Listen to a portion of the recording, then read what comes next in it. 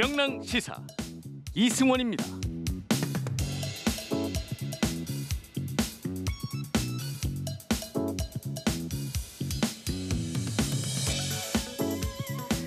김범수 카카오 이사회 의장에 이어서 김봉진 우한 형제들 의장이 자신의 재산의 절반 이상을 기부한다고 밝혔습니다.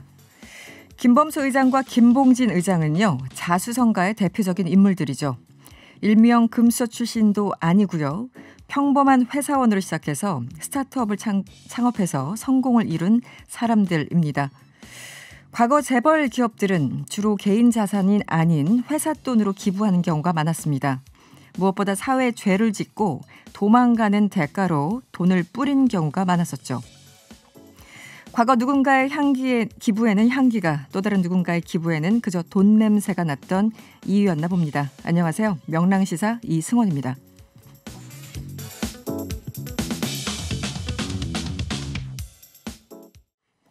2월 18일 목요일 명랑시사 이승원입니다. 시작했습니다. 노래를 듣다 보니까 하와이가 갑자기 생각나네요. 저만의 생각은 아니길 바라봅니다. 네, 오늘 저희가 준비한 소식 전해드리죠. 오늘 뉴스 로우킥에서는 조금 전에 마무리된 안철수 금태섭 서울시장 후보 단일화 토론에 대해서 짚어보도록 하고요. 논란이 되고 있는 서울시장 예비 후보들의 공약들도 짚어보도록 하죠. 또 3부에서는 일본 게이센 여학원대 이영채 교수 연결해서 일본 정부의 로비 세력에 대해서 자세한 이야기도 들어보도록 하겠습니다. 또 한 주를 뜨겁게 달군 화제 말말말 시간도 역시 기다리고 있습니다. 잠시 전화 한 말씀 듣고 돌아오겠습니다.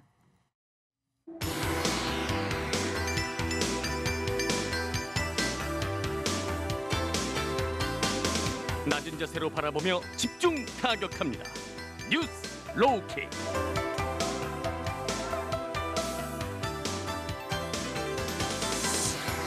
낮은 자세로 오늘의 이슈를 집중 타격하는 뉴스 로우킥 시간입니다. 제 옆에 박연미 평론가 나와 계세요. 어서 오세요. 안녕하세요. 네. 지금 TBS 유튜브 채널에서 보이는 라디오로 함께 하실 수 있습니다. 보이는 라디오로 얼른 들어와 주시고요. 여러분의 의견도 항상 기다리고 있죠. 무료로 이용할 수 있는 TBS 앱을 활용하셔도 좋고요. 짧은 문자 50원, 긴 문자 100원이 드는 샵 0951번으로 의견 많이 보내주세요. 오늘도 저희가 한 3가지 정도 이슈를 준비했는데 오늘은 박연미 평론가가 옆에 있으니 네. 경제 얘기를 먼저 좀 해볼까요? 이 코로나19 겪으면서 소득 불균형이 더 악화됐다는 얘기는 1년 내내 듣고 있는 것 같아요. 지금 어떤 내용이 새롭게 나왔습니까? 네, 작년 4분기에 소득 분배 지표가 더 악화됐다, 이런 내용의 그 통계가 나와 있는데요. 네. 이게 분기별로 조사를 하거든요. 네. 그중에 가장 눈여겨보셔야 되는 부분이 바로 균등화 처분 가능 소득이라는 겁니다. 말이 좀 어려운데요. 네. 우리가 돈을 벌어도 전부 다 쓸 수 있는 돈이 아니잖아요. 그러니까 가처분 소득이라는 건 공과금이나 반드시 나가야 되는 돈 다 빼고 네. 정말로 실질적으로 소비할 수 있는 돈을 말하는 건데, 이 처분 가능 소득이라는 건 내가 번 돈에서 공과금 다 제외하고 나서 가구원 수대로 정말 쓸 수 있는 돈이 얼마나 되느냐, 이걸 가장 소득이 많은 상위 20%하고 하위 20%를 비교를 합니다. 네. 해서 이 수치가 커졌다 하면 양측의 간격이 커졌다고 생각이 되는 거니까 네. 악화됐다고 보는 거고요. 그렇죠. 네. 만약에 수치가 줄어들면 좋아졌다고 보는데 4분기에도 이게 1년 전 4분기하고 비교해서 더 악화된 것으로 나타났습니다. 네. 지난해 3분기, 4분기, 2분기 연속으로 이 배율이 높아진 것으로 나타나는데요.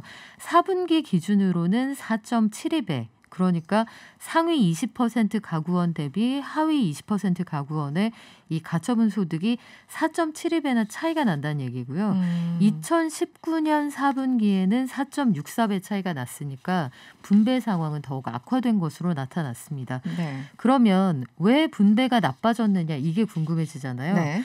일단 공적 이전 소득은 전반적으로 늘었고 특히 저소득층을 중심으로 늘어난 게 맞아요. 공적 이전이라는 건 나라에서 보태주는 여러 가지 뭐 생활지원금 같은 것들이거든요. 뭐 재난지원금도 여기 들어갈 수 있고요. 네. 그래서 공적 이전 소득은 하위 20%에 17% 이상 늘었습니다. 네네. 이게 아니었으면 격차가 훨씬 더 그러네요. 벌어졌을 텐데 문제는 근로소득이 급격히 줄었다는 점이에요. 네. 이게 근로소득이 13.2%나 급감하면서 하위 20% 소득이 전반적으로 줄어들었는데요. 이게 왜 그러느냐? 코로나19 상황 때문에 청년, 임시직, 서비스업 이쪽의 일자리가 상당히 많이 그렇죠. 줄었습니다. 네네. 지난해 4분기는 특히 일자리 상황이 좋지 않았고 네. 연말 특수 같은 것들이 없었기 때문에 연말에 한시적으로 늘어나게 되는 일자리 특수 이런 것들도 없었거든요. 네. 그래서 전체적으로 일자리가 많이 줄어들었고 그러면 올해 1분기엔 좀 나아질 거냐? 네. 그것도 장담하기 어려운 상황인 게 1월 고용 통계를 보면 1년 전 같은 달하고 비교해서 일자리가 100만 개 가까이 줄었습니다. 네. 이게 98년 이후로 처음이거든요. 가장 많이 줄어든 거라 네. 올해 1분기 지표도 지금은 낙관하기가 어려운 상황입니다. 계속 나빠진다 소리만 듣고 있으니까 이게 어떻게 보면은 뭔가 사람이 희망이 있어야지 하루하루 살아나갈 그러게요. 그 희망이 이제 버팀목이 되잖아요. 조사 수치들이 너무 좋지 않습니다. 어쨌든 지금 저소득층의 소득은 더 줄어들고 뭐 재난지원금도 있었고 여러 가지 있었지만 그건 굉장히 미미한 전반적으로 네. 봤을 때 또 고소득층은 또 그만큼 또 소득이 늘어나고 이 상황이 조금 나아지려나 모르겠네요. 여기서 이 코로나19 이후에 벌어진 소득 불균형의 해결책은 무엇인지 경제학자시죠? 명지대 박정우 특임 교수 연결해서 자세한 이야기 들어보도록 하겠습니다. 교수님 안녕하세요. 예, 안녕하세요. 네. 코로나 3차 대유행이 시작된 지난해 4분기 이 소득 불균형이 굉장히 심화됐습니다. 2분기 연속으로 지표가 굉장히 나빠졌다고 하는데요. 이 근본적인 원인을 어디서 찾고 계십니까? 예, 사실 우리가 저소득층의 가장 보편적인 직업군 중에 하나를 꼽으라면 역시 소상공인들이라고 분류할 수 있을 겁니다. 네. 이들 소상공인들 대부분은 말 그대로 오프라인을 기반으로 작은 가게를 운영하는 분들이 상당수 포함되어 있는데요. 그분들이 가장 직접적으로 영업 단절이라든가 중단을 경험한 것이기 때문에 당연히 코로나19로 인해서 소득 불균형이 심화된 원인은 영세 소상공인들의 영업 중단에 있다. 저는 이렇게 판단하고 있습니다. 네. 정부가 재난지원금을 그동안 여러 차례 이제 지급을 하면서 뭔가 지금 코로나를 어려운 분들에게 지원을 하려고 노력을 해왔는데 여기에 대해서 효과가 별로 없었던 걸까요? 사실 이 부분은 저도 참 고민이 되는 부분입니다. 네. 어떤 연구자가 연구했느냐에 따라서 사실 뭐랄까요? 결과 지표가 좀 달리 나오는 게 있더라고요. 그렇습니다. 네. 예, 그래서 이것을 일관적으로 뭐 좋다, 나쁘다 하는 것은 좀 적합하지 않는 비유인 것 같고요. 오히려 저는 이 부분에는 좀 주목할 필요가 있을 것 같습니다. 우리가 어떤 그 동네에 어려움이 처했을 때 그 어려움을 극복하기 위해서 어떤 한 집에게만 양보를 한다라고 했었을 때 네. 그 양보를 받은 그 사람 말고 나중에 그 피해를 복구하는데 들어가는 비용은 나머지 5집을 모두 동일하게 나눠줬다고 한다면 아마 혼자 양보했던 그 집은 되게 억울하다고 생각할 수 있겠죠. 네. 네, 저는 그래서 어떻게 보면 2차 재난지원금을 선별하거나 또는 기본소득처럼 보편적으로 나눠주는 이런 것들을 논의했었을 때 나눠주는 거는 보편적으로 나눠준다 하더라도 그거는 하더라도 더 피해를 본 사람들에게는 뭔가 더 벌충을 해줘야 되는 게 원칙 아니겠느냐 네. 이런 생각은 듭니다. 네. 정말 학자마다 선별 지원금 아니면 전 국민을 대상으로 지원했던 그 시점과 선별적으로 지급했던 그 시점 간의 그 결과치를 두고 굉장히 논쟁적인 어떤 그 수치들을 봤는데 그래서 일괄적으로 말하기는 조금 어려우시다라는 그런 입장이신가요, 교수님께서는? 예, 그렇죠. 사실 학자들마다 나름대로 산출 근거를 가지고 분류를 하시긴 하셨습니다만 그런 연구 방법론을 뭘로 하느냐에 따라서 그 결과는 조금씩 달리 해석될 수가 있거든요. 네, 네.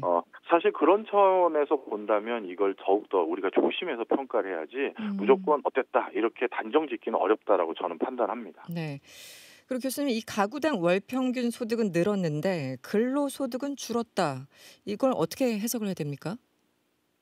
예, 사실 이제 여러 요인이 있는데요. 네. 최근 코로나19가 터지면서 아주 이색적인 현상 중에 하나가 불로소득으로 분류되는 것들의 상승폭이 굉장히 높아졌습니다. 네. 대표적으로 주식 투자하신 분들 중에서는 작년 대비 올해 종합주가지수가 2배 이상 상승을 했기 때문에요. 네. 그것으로 인한 근로소득 아닌 소득이 증가한 분이 있으실 거고요. 그러네요. 또한 정부 차원에서도 다주택자들에게 강한 어떤 징벌적인 페널티를 부과함으로써 다주택자 중에서 일부 분명 그 주택을 처분해서 나름대로 이익을 환수하신 분들이 계시겠죠. 그분들도 역시 근로소득 이외의 추가적인 소득을 얻었다고 볼 수가 있을 겁니다. 네. 바로 이런 요소들로 인해서 우리가 근로소득은 줄었지만 전체 소득은 늘었다는 통계들이 나올 수 있는 것이죠. 네. 한마디로 일을 열심히 해서 번 소득보다는 집 팔거나 뭐 주식이 오르거나 이런 식으로 돈 번 사람들이 더 많아졌다. 그렇게 해석을 해도 될까요? 그게 가장 안타까운 부분입니다. 네, 알겠습니다. 정부가 이제 4차 재난지원금을 지급한다고 얘기를 하고 있어요. 일단 보편 지급보다는 선별 지급 쪽으로 선회한 것 같은데요. 그러면서도 이제 그동안 재난지원금을 실제 어려운데 뭔가 증명하지 못해서 뭐 혹은 여러 가지 이유로 재난지원금을 제대로 받지 못한 분들이 있습니다. 이 사각지대를 조금 없애겠다라는 건데 이게 가능할까요? 제도적으로 계속 논의가 됐지만 1년 동안 별로 고쳐지진 않은 것 같아서요. 예, 저는 이 부분에 대해서는 좀 많이 아쉽습니다. 네. 좀 설명을 드리면요. 우리가 이제 코로나19가 어떤 시나리오로 어떻게 확산되느냐에 따라서 거기에 부응하는 방역 체계를 도입하기 위한 시스템적인 연구는 계속 방역 전문가들이 해오고 있습니다. 네. 그런데 경제적 관점에서 네. 선도적인 연구가 이제는 수행돼서 나올 법도 한데요. 네. 네. 매번 좀 표현이 제가 좀 거친지는 모르겠습니다만 너무 주먹구구식으로 대상은 어떻게 할지 선별로 할지 보편으로 할지 이런 것들을 너무 그냥 백가쟁명식으로 논의하고 있는 수준에 아직도 그친 게 아닌가 해서 되게 안타깝습니다. 네. 그 역대급 위기임에도 불구하고 이 나눠준 어떤 방식이나 제도는 그냥 관행적으로 그냥 그동안 해왔던 대로 주먹구구식으로 가고 있다라는 지점을 말씀을 해주신 거군요. 네, 맞습니다. 네. 그런가 하면 이 질문도 좀 드릴 수밖에 없는데요. 사실은 대부분 어렵지만 코로나 때문에 돈을 많이 번 그런 직업군들이 있습니다. 특히 이제 배달 특수로 매출이 늘어난 업소나 그런 직업군들이 있는데 여기까지 재난지원금을 지급해야 되는 건가 이 형평성 문제에 대해서 지적하신 분들도 계세요. 교수님은 어떻게 보십니까? 예, 사실 제가 예전에 학교 수업 때도 학생들에게 그런 비유를 한 적이 있었는데요. 네. 그 어떤 동네에서 홍수가 나서 그 홍수를 막기 위해서 다른 누군가의 집에 일부러 물이 많이 모이게끔 해서 한 집은 침수가 됐는데 네. 그 과정에서 또 다른 집은 맨날 물에 잠겼던 집이 오히려 반대로 물에 이제 안 잠기게 돼서 농사가 풍년이 됐다라고 했는데 그런데 모든 재난지원금을 그 5가구에게 똑같이 나눠준다. 과연 그게 합리적일지 저는 굉장히 많은 고심이 되네요. 네. 바로 그런 차원에서 실질적으로 오히려 매출이 올랐던 집군들에 대해서도 그게 똑같이 지급되는 게 맞다라고는 저는 감히 그렇게 말하기는 어렵습니다. 네. 알겠습니다. 오늘 말씀은 여기까지 듣겠습니다. 고맙습니다. 감사합니다. 지금까지 명지대 박정호 특임 교수였습니다. 4차 재난지원금까지 지금 논의가 이루어지고 있는데 저 이 표현이 재밌었어요. 민주당 이낙연 대표가 나 싸울 준비하고 간다. 이거 정말 비장하게 당정청 협의하면 항상 이제 무난하게 잡음 없이 잘 협의가 됐습니다. 보통 이렇게 가는데 이제 너무 노출이 많이 된 거였어요. 그러니까 아예 싸울 준비를 하고 간다. 어떻게 싸우고 있는 겁니까 지금? 지금 네. 정부는 그 4차 재난지원금을 한 20조 원 정도 그 여당 입장에서는요. 여당 입장에서 그렇죠. 한 20조 원 정도는 최소한 마련을 해야 한다는 입장이고 기획재정부는 지금도 이 경상도 사투리로 하자면 근거히 마련했다. 이 12조 원도 될까 말까 하는데 20조 원 안 된다. 네. 지금 이런 생각을 가지고 있는 거예요. 그래서 고향이 양쪽 충청도 다- 아닌가요? 그러니까 그렇지 않나요? 충청도죠. 충청도인데 박준 변호사님 계셔서 한번 질러봤어요? 해봤습니다. 근근히 마련했다 이렇게 말하지 근거히 않습니다. 마련했다. 네. 말하지 않아요? 겨우 마련했다. 그 표준말하고 똑같은데 오. 뭐. 그래요? 예. 네, 그나저나- 설마 쓰르네. 그래서 12조 원하고 네, 20조 원 사이 사이에서? 어딘가에서 아마 절충점을 찾을 것으로 보이는데 네. 이게 뭐 선악의 개념은 아니고요. 그렇죠. 그 뭐 정책이니까. 여당 입장에서는 좀 두텁게 많은 사람에게 줬으면 좋겠다 해서 이번에 노점상이나 긱 노동자들까지 지원을 하자 이렇게 되면 지원 대상이 3차와 비교하면 최소한 100만 명 이상 늘어나게 되거든요. 그러면 예산이 그만큼 증액될 수밖에 없는 거고 기획재정부는 아직까지 국고를 지키는 입장이라 좀 보수적인 입장이에요. 뭐 엄마 같은 입장, 네네. 가계부 쓰는 입장이니까 좀 마음이 지금 빚도 못 갚았는데 돈을 또 쓰기가 그렇다 이런 입장이라서 아마 그 사이에서 절충이 될 것 같고 제가 보기에는 12조 원보다는 20조 원에 가까운 금액에서 절충이 될 가능성이 커 보입니다.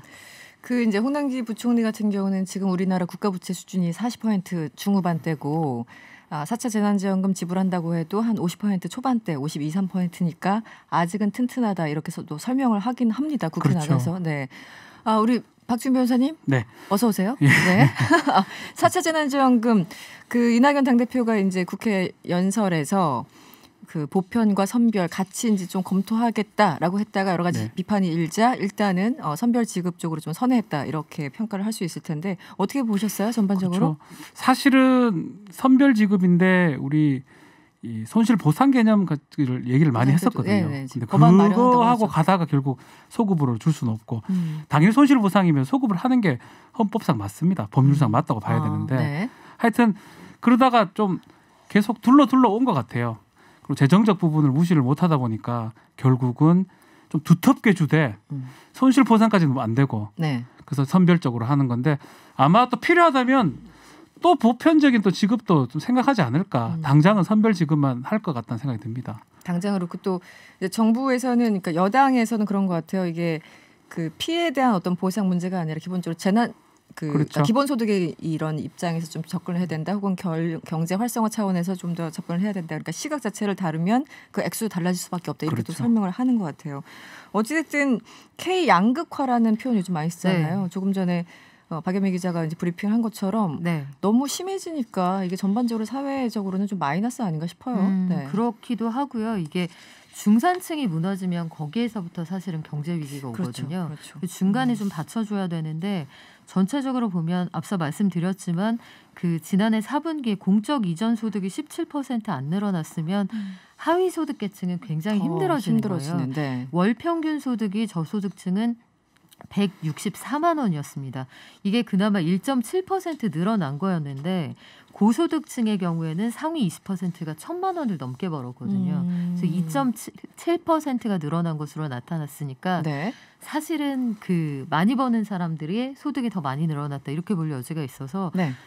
그 재난지원금은 그래서 이제 보편이냐 선별이냐 얘기가 계속 나오는 이유가 중산층으로 있었던 자영업자들이 그 소득이 더 줄어들 수 줄어들면서. 있거든요. 그러면 여기에서 중산층이 무너지기 시작하니까 음. 정부와 여당의 고민이 깊어지는 것도 바로 이 지점 때문인 거죠. 네. 알겠습니다. 4차 재난지원금 곧 결론이 나온다고 하니까요. 조금 더 지켜보도록 하죠. 다음 이슈로 넘어가 보겠습니다. 오늘 한 차례 뭐 취소 혹은 연기됐다가 오늘 결국은 안철수 국민의당 대표 그리고 금태섭 무소속 후보가 맞붙었습니다. TV 토론을 했는데 어떤 얘기들이 나왔습니까? 일단은 문재인 정부에 대한 실정에 대해서 둘 다 아주 강력하게 주장을 했습니다. 네, 초반에 네. 특히 그게 눈에 띄어요. 구호라고 표현할 수 있죠. 뭐 기회는 균등하고 뭐 네네. 과정은 공정하고 결과는 정의로울 것이다. 이거 내가 한 것입니다. 이 구호를 문재인 정부가 이걸 받았었다라고 하는데 실천은 못한다라는 얘기를 또 했고요. 그 안철수 안철수 대표의 대표. 주장이죠. 네. 네. 금태섭 후보 같은 경우는 자기가 이 정부 들어서서 가장 요거도 모은 사람이다. 댓글 가장 많이 받았다. 네. 그러면서 선명성을 둘 다 막 부각했던 그런 뭐 토론이 아니었나 생각이 듭니다. 뭐 야권이니까 당연히 여권에 대해서 비판 안 할 수 없을 네. 테고 또 청와대를 겨냥할 수밖에 없었을 텐데 기본적으로 전반적인 평을 먼저 좀 해주신다면 박연미 평론가는 좀 보셨어요? 어떻게? 네, 저는 4시부터 5시 반까지 이거 풀로 다 봤거든요. 아, 아유. 그러셨어요? 이사회에서 끝날 때까지 봤는데 일단 안철수 후보가 예전보다 독해졌습니다. 잘해요. 독해졌다.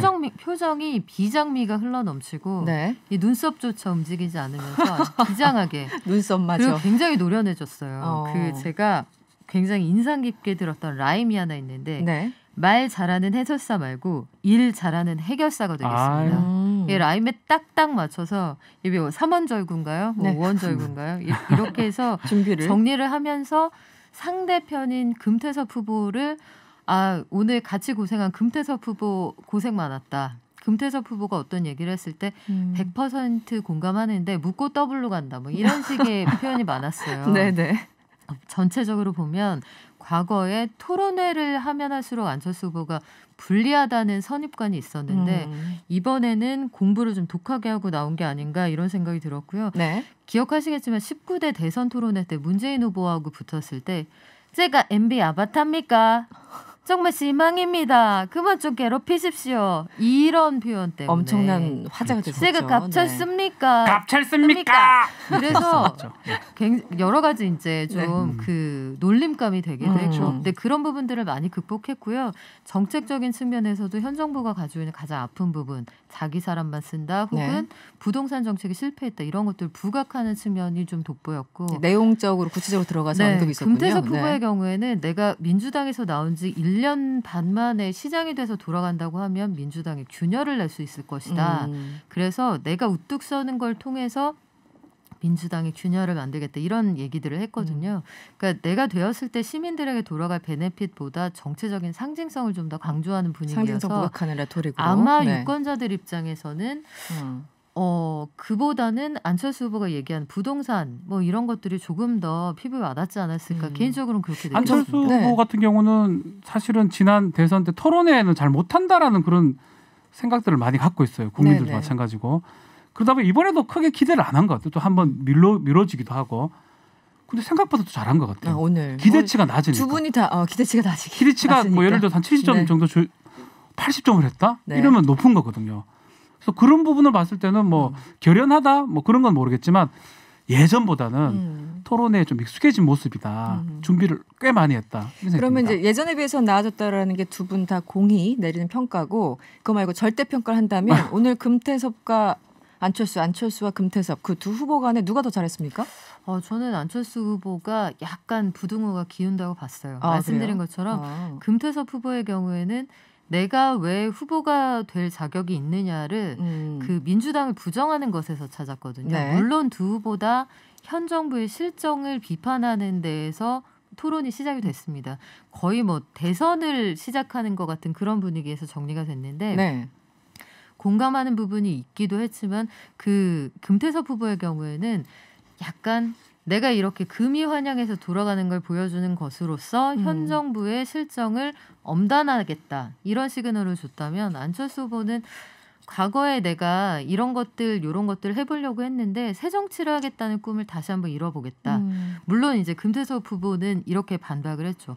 아니 10년 전에 새 정치 하시겠다고 했는데 그동안 이룬 성과가 뭐냐. 그때보다 다운그레이드된 선거에 나간다는 거 아니냐라고 반박을 했고, 안철수 후보는 내가 가만히 있으려고 했는데 그렇게 사람들이 와서 나가라고 하더라라고 응수를 했습니다. 국민이 나를 원한다. 보통 정치인들이 그런 얘기 많이 저는 하죠. 크게 이제 절대적인 우리 질문을 하셨기 때문에 절대적인 그럴 때는 평가. 뭐 크게는 차이는 더 없다 보이는데 아까 말해 상대적인 느낌인 것 같아요. 안철수 후보에 대한 딴 거는 몰라도 토론회에서 그 약했던 모습들을 이번에 시민들이 봤을 때는 많이 극복이 됐다. 달라졌다.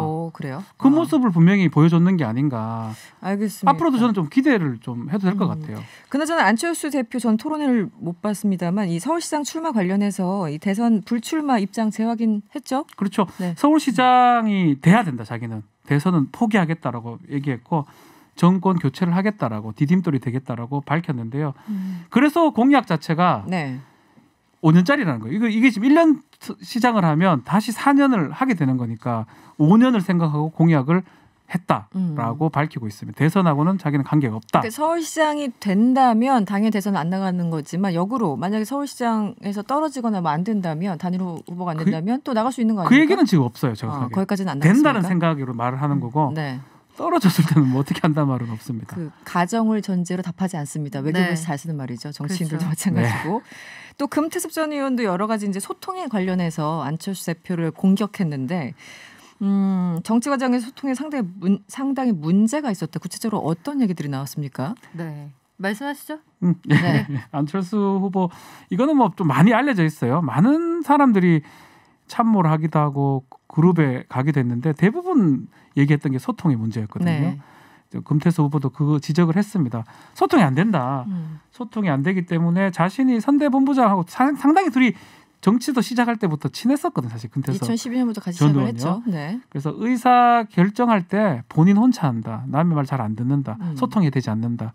아마 전국을 좀 찌른 것 같아요. 그 부분에 대해서는 사실 본인이 경험을 했기 때문에 가장 잘 얘기할 수 있는 부분이 아니었나 싶어요. 뭐 구체적으로 2017년 대선 당시 안 후보 총괄 선대본부장을 맡았던 그렇죠. 삼선 의원이 어디에 모여서 회의를 하는지 물어도 장소도 안 알려줬다. 이런 얘기도 나왔습니까? 네, 그 안철수 후보나 금태섭 후보나 그 정치인으로서 가지고 있는 어떤 한계 혹은 아킬레스건이라고 볼 수 있는 건 그 사람이 주변에 많지 않다는 거예요.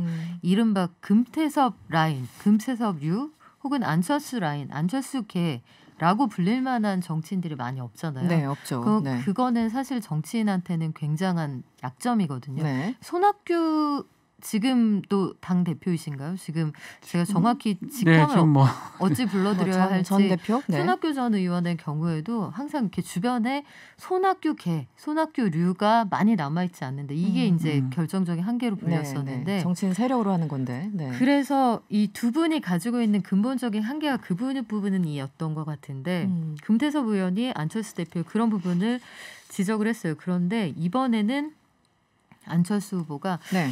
아니다. 내 주변에 사람 많다. 와서 그렇게 나가라고 하더라. 이런 부분을 불어 강조를 하시더라고요. 네. 그래서 그동안 친구가 많이 늘어났구나. 네. 이런 생각을 한 번쯤 뭐 해봤으면 좋겠다. 이런 메시지를 주시더라고요. 본인만 네. 친구로 생각해서 안 됩니다. 자기가 스스로 나 혼자 개파라고 친구야. 해야 되거든요. 네. 제가 뭐 정치인 뭐 얘기를 할게요. 홍준표 의원하고 인터뷰를 한번 한 적이 있는데 네. 혹시 개파가 있으면 많다고 한 명만 한번 꼽아봐라. 한 명도 못 꼽으시더라고요. 그분을 제가 비난하는 게 아니고 네. 많다고 했는데 말이 이름이 안 나왔어요. 그렇죠. 그러니까 저 개파라는 거는 누가 봐도 그 같이 움직일 수 있는 그 정도가 돼야 되는데 그런 의미에서는 안철수 이 전 대표 그렇죠. 대표 같은 게 좀 약하다고 봐야 되겠죠. 정치인들도 그렇고 뭐 개인도 마찬가지입니다만 친구는 쌍방이잖아요. 그렇죠. 일방은 친구가라고 보기 조금 어렵고 야한테 물어봐도 내가 친구야 친구죠. 그렇죠. 저는 이성원계 알겠습니까? 저 승원이거든요. 방금 성원이라고 이승원 사투리 원래 발음이 그래요. 제 이름을 굉장히 어려워하시더라고요. 이승원계. 우리 박지민 변호사가. 그나저나 2435번님이 문자 주셨는데요. 두 분 다 성대모사가 떨어집니다. 각성하라고 이렇게 진짜요? 문자를 엄중하게 그런 소리 하지 마십시오. 엄중하게. 네. 파괴 불가님은 그만 좀 괴롭히십시오. 이렇게 또 문자가. 그만 좀 괴롭히십시오. 어떻게 2435번님 마음에 드십니까? 이분들이 굉장히 지금 노력하고 있는데요. 그러니까 이 시사평론을 해야 되는 우리 성대모사도 열심히 준비를 해야 자꾸 웃기고 싶은 이 마음은 뭐죠? 네. 둘 다 잘해야죠. 그래서 마지막으로 그 단일화는 언제쯤 결정이 됩니까? 3월 1일 전에 단일화 결과를 발표하겠다고 했어요. 그리고 그 전에 추가 TV 토론도 계획을 하고 있다고 했는데 3월 1일 이전 뭐 얼마 안 남았습니다. 다음 주가 2월 마지막 주니까요.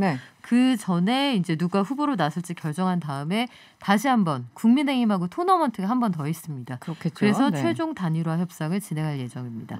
알겠습니다. 다음 이슈로 넘어가 볼까요? 지금 서울시장 때문에 여러 가지 얘기들이 나오고 있는데요.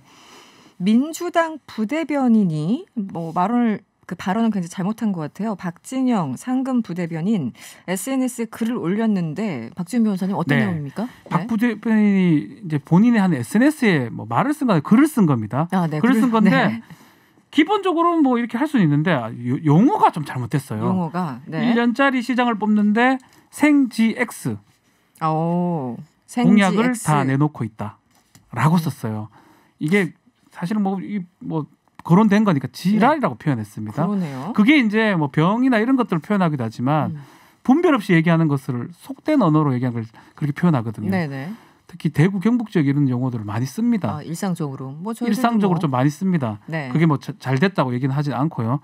뭐 그래서 쓰면 안 되는데 박 부대변인 대구 영천 출신이에요. 그렇습니까? 그래서 뭐 그것 때문에 썼다는 건 아니지만 어쨌든 간에 좀 강하게 쓴 것 같아요.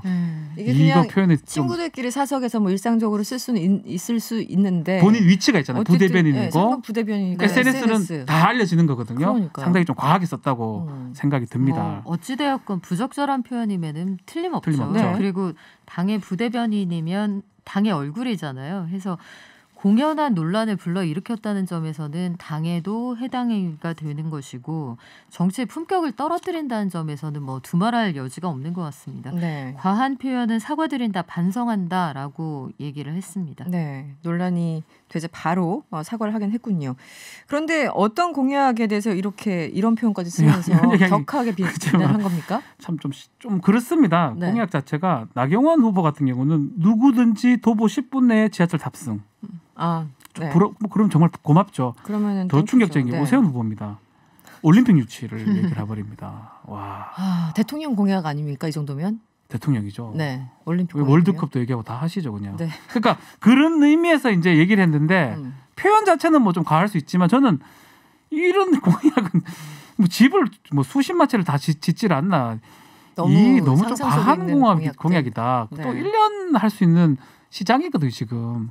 그렇다면 좀 거기에 맞게 해야 되는데. 근데 그나저나 오세훈 예비후보는 어떤 방식으로 올림픽을 유치하겠다는 건가요? 뭐 방법론이 나왔습니까? 뭐 방법론은 구체적으로 뭐 얘기해 보면 이런 부분입니다. 서울시장이 딱 되면 체육회에서 유치를 발족시키겠다 얘기해서 2032년 서울 올림픽을 목표로 하겠다. 그 정도만 지금 얘기하고 있고 또 한다면 남북 공동으로 할 생각이 있다라고 얘기를 하고 있습니다. 네. 사실은 구체적인 얘기보다는 뭐 그냥 자기 얘기를 한 것 같아요. 구체적으로는 사실 이렇게 쉽게 진행되지 않죠. 어렵죠. 네. 올림픽 유치 공약 어떻게 보세요, 박연미 평론가? 저는 누구를 막론하고 이번에 서울시장에 이 판에 뛰어드신 모든 분들이 이 옥타곤 안에서 지나치게 이게 비좁다는 느낌이 드는 게 이게 다운사이징이 만들어낸 참극이라고 봐요. 네. 다들 대선 후보급의 체급을 가진 사람들인데 다운사이징에서 서울시장 후보로 나오려다 보니 토론의 주제나 아니면 공약의 범위나 공약의 시계열 이런 것들을 지나치게 크고 넓게 보고 있다는 생각이 들거든요. 그러니까 유치원 다니면서 수능 공부하는 그런 느낌이 있어서 서울시장 선거라는 걸 다시 한번 인식을 거기다가 하고. 서울시장인데 보궐선거기 때문에 1년짜리 서울시장이에요. 그렇죠. 그리고 1년 하고 나서 반드시 재선이 된다는 전제를 다 각자 깔고 계시더라고요. 그래서 선거는 이게 어쨌든 자의반 타의반 다운사이징이 만들어낸 그런 촌극이다 이렇게 가름할 수 있을 것 같습니다. 그러니까 마치 막 내일 시험 물리야라고 막 준비를 하고 있다가 오늘 갑자기 산수를 하려고 하니까 뭔가 이렇게 잘 안 나가는 거예요. 이때까지 계속 정석 수학을 풀고 있었는데 더하기 빼기를 하라는 거예요. 그러니까 이분들이 지금 헷갈리시는 건가요? 그래서 나 뭐라도 인수분해라도 써야 되겠다 생각이 들어서 그거 지금 대권의 공약 같은 걸 가지고 버리는 결과가 돼요. 그대로 가져오시는 바람에 뭔가 약간 좀 정제가 필요하다. 그런가 하면 나경원 예비후보는 아까 말씀하신 것처럼 서울 전역을 도보 10분 거리 역세권으로 만들겠다. 이게 지하철역을 많이 만들겠다라는 건가요? 어떻게 되는 건가요? 그렇죠. 오늘 서울 지하철 1호선 금천구청역 앞에서 철도 공약을 발표를 했는데 난곡 종점부터 금천구청역까지 연장 노선 추진한다. 그 밖에도 난곡선 연장은 민간 투자 사업으로 진행하기에 한계가 있어서 국비 12를 4대6으로 매칭한다고 했는데 일단 국가가 동의를 해야 됩니다. 나라 예산을 어떻게 쓸 건지 동의가 돼야 되는 거고 노선 선종에 철도 낙후 지역에 가중치를 두겠다 했는데 이게 사실은 거의 뭐 한 10년, 20년 추진해야 되는 계획이라 이게 가능하겠느냐 이런 지적도 있었습니다. 알겠습니다. 1년으로는 불가능합니다. 그렇죠. 어쨌든 뭐 꿈은 클수록 좋으니까 0884번님 우리가 시장님 뽑는 거지 신을 뽑는 게 아니잖아요. 너무 비현실적인 공약이 남발되는 것 같네요. 이렇게 문자를 주셨습니다. 알겠습니다. 뉴스 로킥 오늘은 여기서 마무리를 할게요. 지금까지 박지윤 변호사 그리고 박연미 평론가였습니다. 오늘 고맙습니다. 감사합니다.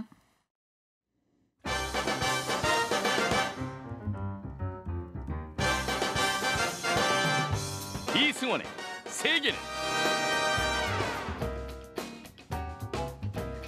세계 곳곳의 소식들을 전달해드리는 이승원의 세계는 시간입니다. 뉴스포터 신혜리 기자 연결돼 있어요. 안녕하세요. 네, 안녕하세요. 네, 홍콩이요. 이 중국 백신에 대해서 긴급 사용 승인을 내렸네요. 네, 중국 제약사이죠. 시노백의 백신 긴급 사용을 홍콩이 승인했습니다. 네.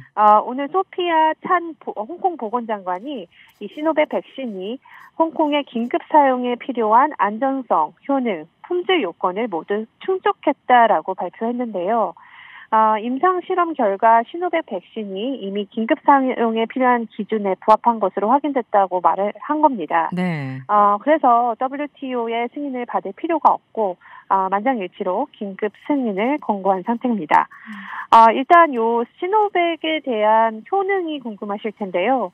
일단 알려진 걸 보면 2회분을 28일 간격으로 복용했을 때 약 62.3%의 예방 효능을 보였다 이렇게 발표가 됐는데요. 네. 사실 60%의 효능은 그렇게 높은 건 아닌 것 같습니다. 네네. 화이자나 바이오엔텍은 지금 95%로 알려졌는데요. 그럼에도 60%가 넘는다는 건 어느 정도 효과가 있다 이렇게 전문가들은 또 보고 있고요. 시노백 백신이 기대보다 효과적이지 않다는 우려는 사실 국제사회에서도 퍼지고 있습니다. 그런데도 이번에 승인한 거 보면 약의 효능이 위험보다는 크다 이렇게 판단한 것으로 보이는데요. 네. 한 가지 남은 과제는 있습니다. 홍콩 주민들이 과연 이 시노백 백신을 맞을까라는 건데요. 네. 효능과 안정성을 설득하고 보여주는 게 남은 과제고요. 지금까지 시노백 백신을 도입한 국가는 아직 중국, 브라질, 칠레, 인도네시아, 터키뿐이어서 대부분 선진국은 아직 도입을 안 하고 있습니다. 그렇군요. 세계보건기구죠. WHO에서는 이 선진국들이 백신을 장악했다면서 굉장히 비판적인 목소리를 내고 있네요. 네. 안토니우 구테우스 유엔 사무총장이요. 선진국들이 백신을 거의 모두 장악한 이 현실을 거칠게 비판을 했습니다. 화상회의가 얼마 전에 열렸는데 여기서 10개국이 코로나19 백신의 75%를 접종한 사실을 이야기하면서요. 매우 불평등하다라고 목소리를 높였습니다. 아직까지 코로나19 백신을 1회분도 얻지 못한 국가가 지금 130곳에 이른다고 하거든요. 네. 그래서 이 백신 평등에 있어서 국제사회가 함께 치러야 할 도덕적 시험이다 이렇게 강조했는데요. 네. 그래서 이 백신 보급을 보장하기 위해서 과학자나 백신 제조업체 대표나 또 재정 지원자들을 결집시켜서 글로벌 백신 계획을 만들어야 된다 이렇게 또 제안을 했습니다. 네. 그래서 이런 것들을 하기 위해서 지금 주요 20개국에 긴급 태스크포스 팀을 구성해달라고 요청한 상태고요. 여기에 얼마나 많은 국가들이 동참할지는 아직 확정되지 않았습니다. 이게 사실은 한 나라만 해결된다고 해서 모든 게 해결되는 게 아니라 다 연결돼 있는데 지금 10개국의 75%를 접종했다라는 사실은 정말 지나칠 정도로 불균등하네요. 네. 그나저나 이 국제 백신 공동구매 프로젝트 이거 실패한 거 아닙니까? 네. WTO가 사실 산하기구였던 이 코백스 퍼슬리티라는 게 있었죠. 네네. 이게 애초에 빈공국들도 함께 접종을 시작을 하겠다라고 맞습니다. 목표를 세웠지만 사실상 실패했습니다. 이게 사실 코백스를 운영하려면 우리나라 돈으로 약 6조가 필요하다고 밝혀졌는데요. 여기 이제 WTO의 최대 회원국이었다가 탈퇴를 선언한 미국이 그나마 다행이죠. 바이든 정권이 들어오면서 네. 다시 복귀를 하겠다 약속을 했고요. 지금 미국에서는 이 백신 제조나 배분을 확대하고 소외된 사람들을 위해서 세계인이 더 쉽게 백신에 접근할 수 있도록 공조하고 돕겠다라고 말을 한 상태입니다. 네. 그래서 미국 정부가 이달 말까지는 이 WTO 분담금 약 2천억 원을 지급하겠다고 밝힌 상태인데요. 사실 이 금액으로는 아직 좀 부족한 상태이기 때문에 더 많은 선진국들이 좀 동참을 해야 될 과제가 있습니다. 현재 중국은 어떤 입장인가요? 네, 중국도 지금 코로나19 면역에서 세계가 양분되는 현실을 우려한다라고 공식적으로 이야기를 했습니다. 왕이 중국 외교부장이 있는데요. 왕 부장이 세계가 백신 국수주의를 거부하는 데 뜻을 모으고 또 백신의 공정하고 공평한 보급을 촉진하며 특히 정쟁을 겪은 국가들을 포함해서 개발도상국들이 백신에 부담 없이 접근할 수 있도록 도와야 한다. 이렇게 목소리를 높였는데요. 네. 그러면서 중국이 일단 백신 1,000만 회분을 코백스에 1차로 전달할 것이다 이렇게 밝혔습니다. 또 중국이 소말리아나 이라크, 남수단 이런 53개국의 백신을 기부를 했고요. 22개국의 백신을 수출한 것으로 알려졌습니다. 지금 전 세계 백신의 60%를 생산하는 국가가 중국이 아니고 인도입니다. 인도도 이웃 나라한테 지금 약 2천만 회분의 백신을 무상 지원하겠다고 약속을 했는데요. 네. 여기서 조금 더 선진 국가들의 책임이 좀 나눠져야 될 것 같습니다. 알겠습니다. 오늘은 여기까지 듣겠습니다. 고맙습니다. 감사합니다. 네, 지금까지 신혜리 기자였습니다.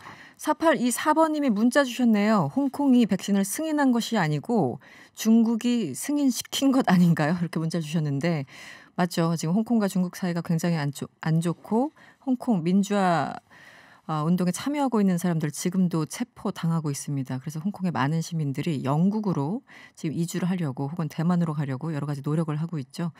상황이 진전됐으면 좋겠지만 당분간은 어려워 보입니다. 네, 잠시 후 3부에서는 이영채 일본 게이센 여학원대 교수 인터뷰 준비되어 있고요. 또 한 주간 우리를 놀라게 했던 말말말 역시 준비되어 있습니다. 그리고 명랑 핫무비에서 요즘 잘 나가고 있는 영화에 대해서도 한번 이야기를 나눠보죠. 잠시 후 3부에 뵙겠습니다. 이승원입니다. 이승원입니다. 명랑시사 이승원입니다. 이승원입니다. 명랑 이승원입니다. 이승원입니다.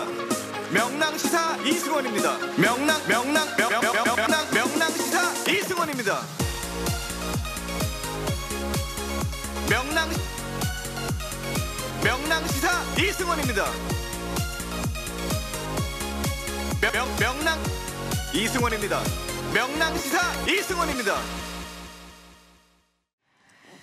혹시 15떡이라고 들어보셨나요? 오늘 많은 분들이 아마 기사를 좀 읽으셨을 것 같은데요. 공무원을 합격하고 나면 이 거치는 일종의 수습 기간이 있습니다.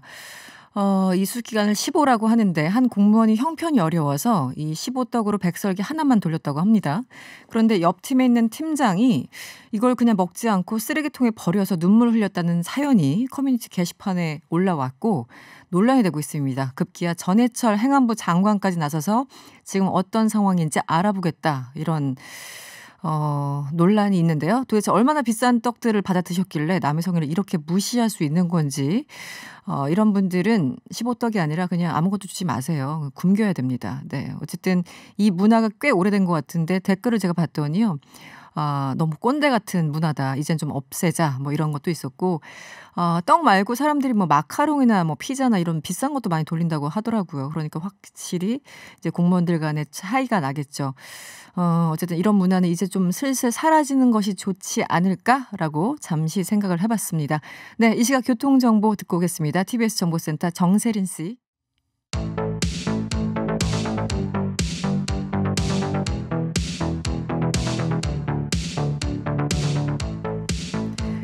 위안부 피해자를 매춘부라고 주장한 하버드대학 램지어 교수의 공식 직함이 미쓰비시 일본 법학 교수라는 사실 이미 여러 보도를 통해서 여러분들 알고 계실 겁니다. 실제로 지난 1972년 9월 22일자에 뉴욕타임즈를 보면요. 미쓰비시가 하버드대학 교수자를 위해서 100만 달러를 선물했다. 이런 내용의 기사가 실린 것으로 지금 확인되고 있습니다.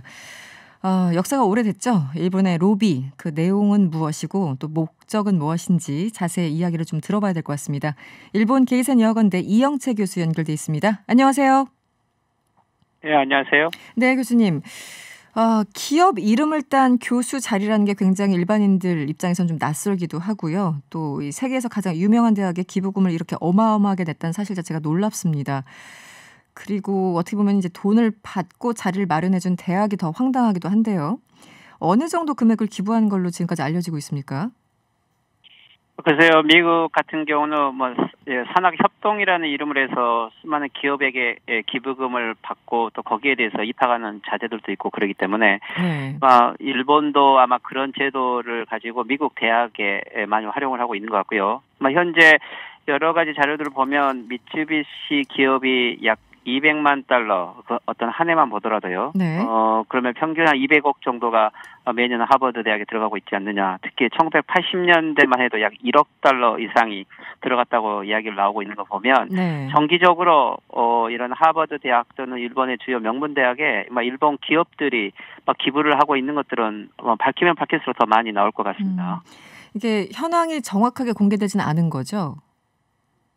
그렇죠. 이것은 이제 여러 가지 이번 이 미쯔비시와 이 하버드 대학 관계는 원래 이 미쯔비시 상사의 이 마키하라 미노루라고 하는 이 상사 사장이 있는데 원래 이 사람은 1950년대 이 하버드 대학을 나왔죠. 네. 그래서 실질적으로 미쯔비시 상사하고 이 하버드 대학은 기업에서 서로 인재 교환으로 기부금과 함께 이 자녀들이 학교를 졸업한 걸로 그렇게 알고 있습니다.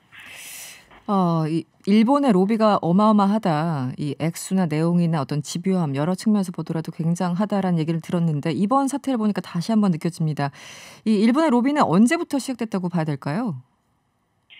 네, 글쎄요, 일본은 실제 이제 전후에 패전한 이후에 미일 관계 개선을 위해서 미국에 많은 로비 활동을 하고 있고 특히 그 중에서 이제 재팬 스쿨이라고 해서 일본 정계에는 많은 그러니까 미국 정계는요 일본의 기부금을 통해서 예를 들면 일본으로 연수를 오기도 하고 네네, 그렇죠. 또 이후에 일본의 기부금을 받아서 또 이제 정치 활동을 하고 있는 싱크탱크들이 많이 있죠. 네네. 그런 이론으로 보면 전후 미일 관계는 이런 로비스트들의 활동들이 많았다고 보고 일본은 전전부터도 실질적으로 미국과의 관계에 있어서는 많은 기부금이나 지원금을 통해서 미일 관계를 만들어 와서 이게 전쟁이 빠졌던 1941년, 45년 기간에는 오히려 적대적 관계이지만 그 전후로는 계속 실제 네. 미일 관계는 역사가 깊다고 봐야겠죠. 이제 사실은 이 돈으로 역사를 사는 거고 또 돈으로 진실을 감추는 그런 상황인데 방금 말씀하신 건 미쓰비시 같은 기업이지만 사실 일본 정부 차원에서 어마어마하게 로비를 하지 않습니까? 그래서 일본 외무성에서는 그 램지오 교수처럼 아예 친일파 인재를 육성하기 위해서 예산이 따로 잡혀 있다고 하고 일종의 명예 일본인을 계속 양성해 왔다라는 표현까지 쓰는데요. 실제 이런 상황들이 지금 수십 년간 계속된 거네요. 말씀하신 것처럼 전후에 45년 이후에. 그렇죠. 일본은 이제 해외적으로 일본은 기업은 전범의 이미지가 있고 또 일본 국가는 침략 국가라고 하는 이런 이미지가 있기 때문에 네. 물론 일본 정부는 계속 전후에 이 해외에 일본의 이미지를 바꾸기 위해서 해왔지 전략을 많이 쓰고 홍보 활동을 해왔는데 근데 이제 아베 정권이 등장한 이후에 특히 2012년 이후에 일본 외무성에는 아베 정권이 대외적으로 역사 인식을 불식시키고 그리고 실질적으로 일본의 여러 가지 전쟁 문제를 전전으로 국가를 돌리기 위해서 국내적인 것이만 아니고 해외적인 전략도 썼죠. 즉 2014년만 하더라도 일본 외무성이 종래 이 전략적 대외 홍보 비용이라는 이야기로 매년 약 4천억씩을 일본 돈으로 약 500억 원인데 이걸 정기적으로 계속 지출을 해왔고 여기에 명확하게 명목이 친일 지일파 인재를 육성한다. 그리고 거기에 관련된 연구기관에 지원한다. 그리고 그 관련된 인재들을 일본으로 교육시키기 위해서 유학을 알선한다. 이런 내용들이 적어져 있기 때문에 실질적으로는 일본 정부의 전략이라고 봐야 되고요. 저희들이 이제 2014년, 15년 이 기기를 보면은 일본군 위안부로 한일 합의가 있었고 그리고 또한 일본이 안보 법제를 형성하면서 이제 전쟁 이미지를 불식하고 미국과 함께 글로벌 전쟁에 참여하게 되고 또 이 시기에는 유네스코에 일본의 전범 기업들이 유네스코 문화유산으로 등록을 하면서 국제적인 전략을 생각보다 훨씬 빨리 아주 조직적으로 일본 정부가 추진을 했다고 봐야겠죠. 네. 이번에 가장 또 이제 뜨겁게 달구고 있는 사건이라고 표현을 하겠습니다. 이 램지오 교수의 위안부 관련 논문입니다. 그런데 하버드 총장은 이것을 학문의 자유다 이렇게 표현을 하면서 논문 철회를 수용하지 않겠다라는 입장인데요. 이것도 기부금의 영향이 있는 걸까요?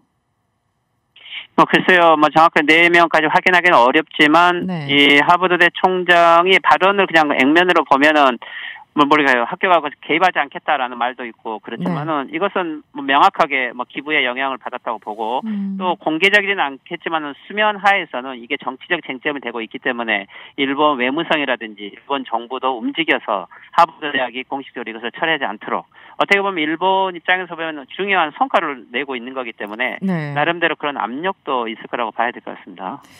이게 한 번으로 끝나는 게 아니라요. 이 자체의 논문도 정말 말도 안 되는 상황이긴 합니다만 앞으로도 이렇게 역사적인 왜곡이나 망언 이것을 학문의 자유라는 이름으로 계속해서 생산해낼 수 있지 않습니까? 네, 지금 일본은 이게 지금 하버드 대학의 람지드 교수만 하더라도 지금이 아니고 1년 전, 2년 전 계속 논문을 비슷한 걸 써왔고요. 그렇죠, 과거에도. 그리고 또 이 논문은 하버드 대학이라든지 영어로 된 논문이 나오기 전에 일본의 지금 이 산케이 신문이 가지고 있는 영어판 신문이 있는데 여기에 먼저 사전에 이것이 게재되어 있죠. 이런 것들을 통하면은 일본의 우익들의 지원을 받고 또 이것을 통해서 영어로 된 것에 먼저 실어서 어느 근거를 가지고 명문대학의 잡지에 또 그것을 실게 만드는 어떤 좀 시스템화된 전략으로 이 영어권 내에 일본의 우익 논리들을 즉 우리가 말하면 역사 수정주의인데 이것들을 전파하기 위한 계획들을 나름대로 가지고 있지 않는가라고 좀 의심을 하면서 보면 좀 더 정치적으로 조직적으로 대응을 해야 될 이럴 필요가 있을 것 같습니다. 결코 개인의 문제가 아닌 거죠. 그렇죠. 네. 뭐 사람들을 거의 그 일본인으로 혹은 친일로 양성해낸다라는 느낌을 지울 수가 없는데 오늘 아침에요. TBS 김어준의 뉴스공장에 그 출연한 호사카 유지 교수님 인터뷰를 들어보니까요. 그 일본의 비판적인 사람이나 단체를 이제 포섭하려고 하는 그런 움직임들이 굉장히 부지런하게 일어나고 있다고 하는데 이 일을 하는 어떤 특정한 단체가 있습니까? 일본에는 글쎄 친일파 육성이라고 이렇게 봤을 때는 뭐 일본이 하는 대외 활동은 다 친일파 육성이라고 할 수 있는데 특히 이제 그 중에서도 이게 전략적인 목적을 하고 있는 것이 예를 들면 일본에는 사사카와 재단이라고 하는 거 있는데 이 사사카와 재단은 전전에 사사카와 로이치라고 하는 일본의 전전의 구구정당을 만들어서 활동을 했던 인재죠. 이 사람이 사업가가 되었고 돈을 해양 선박업을 해서 돈을 많이 벌었는데 이들이 만든 이 사사카와 재단이 일본에서는 일본 재단이라고 하는 큰 재단이죠. 예를 들면 국제교류 협력을 하기도 하고 지금 문제가 되고 있는 미얀마 이런 데 민주화운동도 지원을 하고 인도네시아 같은 데 지원을 하는데 이들의 특성은 방공 정책을 표방하면서 지원을 하고 있어요. 그리고 해외에 있는 친일 단체들, 연구기관들에게 돈을 지원을 하고 있고 아마 미국에서 일본으로 오는 많은 학자들은 대부분 이 사사카와 재단, 즉 일본 재단의 후원금을 받고 오는 사람들이 많이 있습니다. 즉 그렇다면 이들이 지원하는 프로그램은 거의 대부분 친일파 육성을 하나의 정책적으로 국제교류 협력이라는 이름을 하고 있다는 단체라고 봐야겠죠. 네. 이 사사카와 재단이라는 것도 많이 들어봤지만 사실은 이 한 군데뿐만 아니라 여러 가지 재단이 있을 텐데요. 이 규모 자체가 지금 파악이 안 될 정도로 많은 거죠. 사실은 이런 비슷한 유사한 재단들이나 단체들이. 그렇죠. 예를 들면 한국과 관련된 여러 가지 연구자들에게도 지원을 하고 있고 모든 것이 물론 그렇다면 친일 육성이라고 보기는 어렵지만 큰 기업으로 보면은 이르면 도요타 재단 같은 경우도 아주 대규모 예를 들면 일본과 관련된 연구를 지원하고 있고요. 또 미국에 있는 거의 많은 싱크탱크는 일본의 정경련에 속하는 기업들은 거의 다 재단을 가지고 있어서 미국의 학술재단이나 대학에 지원을 하고 있다고 보면 실제 일본의 대외적인 전방위 전략은 지금까지는 민간 기업이 하고 학술단체가 해왔는데 지금은 외무성이 이 정부의 예산으로 본격적으로 그것을 하고 있다는 것들이 아베 정권 이후의 최근의 특성인 거죠. 네. 이 호사카 유지 교수님은 이런 단체에서 이렇게 접근을 하려고 했다 이렇게 털어놓으셨는데 혹시 교수님은 어떠십니까? 이런 접촉이 온 적이 있습니까? 글쎄요. 저는 지금 일본의 TV 토론 같은 데 나가면은 그 다음에 학교에 전국에서 구구들이 전화도 막 오고 그래서 우익들의 타겟 1호인데 저에게까지 올지 모르겠습니다. 교수님까지는 손을 뻗지 않았다. 네, 알겠습니다. 그나저나 지난 16일이었는데요. MBC 보도에 따르면요. 이 미국 워싱턴 한복판에서 일본 정부 그리고 기업이 후원하는 이른바 벚꽃 여왕 선발 대회가 열린다고 하는데요. 이게 어떤 겁니까? 원래 이 벚꽃 행사는 미국의 그 워싱턴 DC의 백악관 앞에를 보면 그 일대에 이 벚꽃이 많이 있죠. 그렇죠. 일본은 사쿠라인데 이것은 원래 1912년 이후에 이 미일 우호 관계로 벚꽃이 그스로 전달되어서 해왔던 전통적인 행사인데 그런데 이제 전후 1970년대 80년대 들어가면은 여기에 이제 많은 기업들의 후원들이 들어가 있고요. 특히 아베 정권에 등장해서 정치가들이 대거 여기에 참여를 하면서 후원금들이 많이 들어갔죠. 즉 미일 간의 우호 행사인데 이 아베 정권 이후에는 미일 어떻게 보면 군사 동맹 안보 전략을 훨씬 더 목표로 하는 아주 깊은 교류의 장이 되어 있다고 볼 수 있고 이 자리에는 미국 내에 쉽게 말하면 지일파 네. 이런 친일파 그룹들의 정치가들이 함께 모이는 큰 행사로 발전해 있기 때문에 실질적으로는 전체 예상 규모도 매년 아마 이것은 전체 규모로는 확보하기는 어렵지만은 일본 정부가 내고 있는 약 8천억 정도의 규모 속에 이 행사에 대한 지원금이 명목으로 들어가 있다고 나오고 있습니다. 이 행사만 보면은 이제 참여하는 미국 뭐 고위 관계자들 보면은 어떤 사람들이 친일 혹은 이제 일본의 우호적인지 대충 참석자 명단만 보더라도 알 수는 있겠군요. 실제 일본의 역도 온 대사들은 이 행사에 거의 다 오고 있고요. 거의 다, 네. 또 일본의 미국에 있는 미 대사들도 다 초청을 받고 있고 정재계 학계에 일본과 관련된 여러 양쪽의 인재들이 함께 모이는 장이 되고 있기 때문에 네. 거기에 물론 많은 시민들도 참가를 하고 있습니다. 네. 그래서 어떻게 보면 미일 간의 우호의 상징으로 키워져 있다고 봐야겠죠. 네. 마지막으로 하나만 더 여쭤볼게요. 지난 16일 저희 프로그램에서 이용수 할머님과 인터뷰를 했습니다. 그날 이제 기자회견을 가진 이후에 인터뷰였는데 지금 이용수 할머님께서는 국제사법재판소에 이 위안부 문제를 회부하자라고 제안을 하셨어요. 일본 정부는 어떤 입장인가요?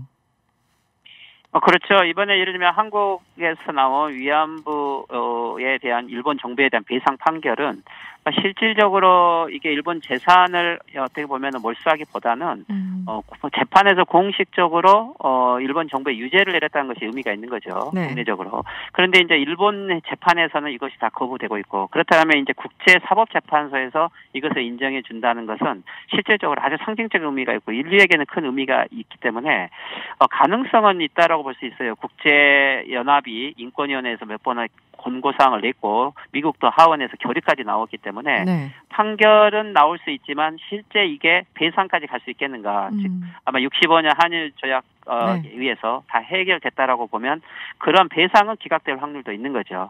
그렇지만 이제 일본 정부는 이 위안부 문제로 이렇게 국제적 여론이 있기 때문에 가면은 불리하다는 걸 뻔히 알고 있죠. 그래서 아마 위안부로는 가기는 어렵고 대신 이제 일본 같은 경우는 독도 문제로 네. 예를 들면 일본은 다케시마죠. 네. 영토 문제로는 가고 싶은 거죠. 왜 그러냐면은 오히려 한국화되어 있는 것을 국제 분쟁으로 해서 뭐 지더라도 손해볼 건 없다라고 보기 때문에 위안부 문제하고 독도 문제를 좀 구별해서 일본 정부는 사고하고 있을 것 같습니다. 네, 알겠습니다. 오늘은 여기까지 듣겠습니다. 고맙습니다. 네, 수고하십시오. 네, 지금까지 일본 게이센 여학원대 이영채 교수였습니다.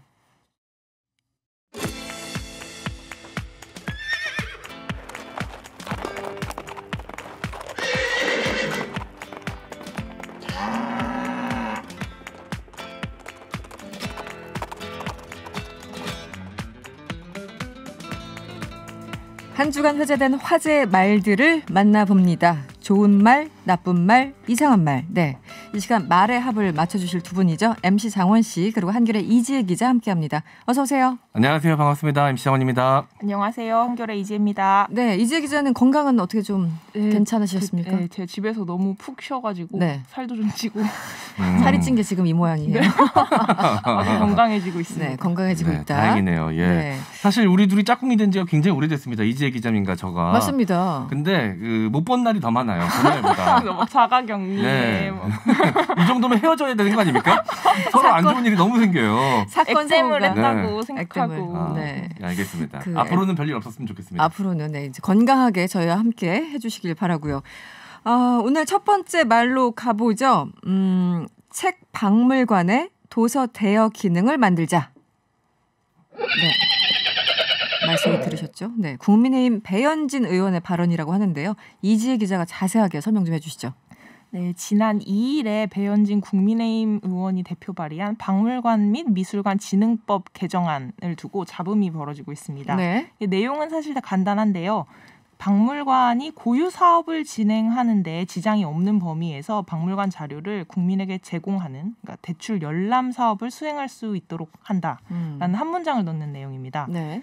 이 배 의원이 이 취지를 밝혔는데요. 그 배 의원의 지역구가 서울 송파구예요. 송파 중심부에 있는 책 박물관이 사실 그 대출 기능이 없어서 그림의 떡이나 다름이 없다. 네. 그래서 도서 대여 기능을 만들어서 주민들도 애용하는 진정한 송파의 보물로 만들겠다라면서 개정안의 취지를 밝혔습니다. 네, 온라인상에서는 네티즌들이 유무를 대출을 해주자는 거냐. 네, 박물관인데. 네. 자료가 훼손되면 어떡하냐 이런 우려 섞인 반응이 줄지어 나왔습니다. 그러니까 배현진 의원실 측에서는 이게 문체부하고도 협의를 하고 있고 했고 법제처하고도 현행법하고 상충되는지 검토를 요청한 상황이다. 그러니까 신설 조항 강제성이 있는 건 아니다라고 설명을 했습니다. 근데 문체부 측은 개정안을 검토 중이거나 협의가 끝났다는 거는 사실이 아니다. 이거 어떤 배경에서 이 법안을 발의했는지 궁금해서 통화를 했을 뿐이다. 여기도 약간 의아했나 봐요. 너무 궁금해서. 네.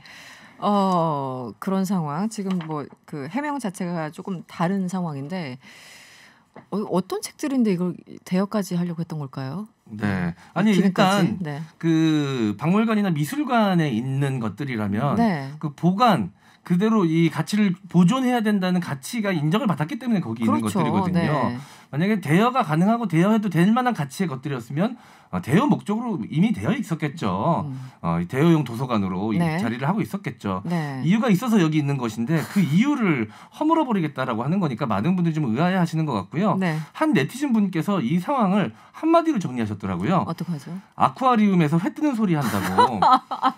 네, 아쿠아리움에 있는 이제 열대어들은 이제 관상용인데 거기서 이제 많은 분들이 맛있어 보인다고 하자 그 이제 회 뜨는 서비스를 적용하겠다라는 이런 약간 어이없는 상황에 비유를 하셨는데 제가 또 이제 비유에 굉장히 또 욕심을 갖고 있는 사람으로서 극찬을 아끼지 않겠습니다. 인정하는 비유. 인정하는 정말 아니 말씀하세요. 하지만 이게 우려들을 살펴보면 약간 다소 앞서가는 측면들이 있기는 해요. 그러니까 이 책 박물관 같은 경우에는 살펴보니까 사실상 도서관이나 다름이 없었어요. 그러니까 1층에는 그냥 책들이랑 전기 간행물들이 있어서 자유롭게 볼 수 있고 일반 도서관처럼 2층에는 조선시대 그 이후에 근대 등등의 출판 문화를 살펴볼 수 있는 자료 전시실이 있기는 해요. 그래서 그 책들을 좀 빌려줄 수 있도록 하고 싶다라는 취지에서 낸 거고 이게 그 다른 박물관의 대출 열람 기능을 강제하는 게 아니고 그리고 그 법안 자체에도 수집, 관리, 보존, 전시에 지장이 없는 범위에서 할 수 있다라고 했기 때문에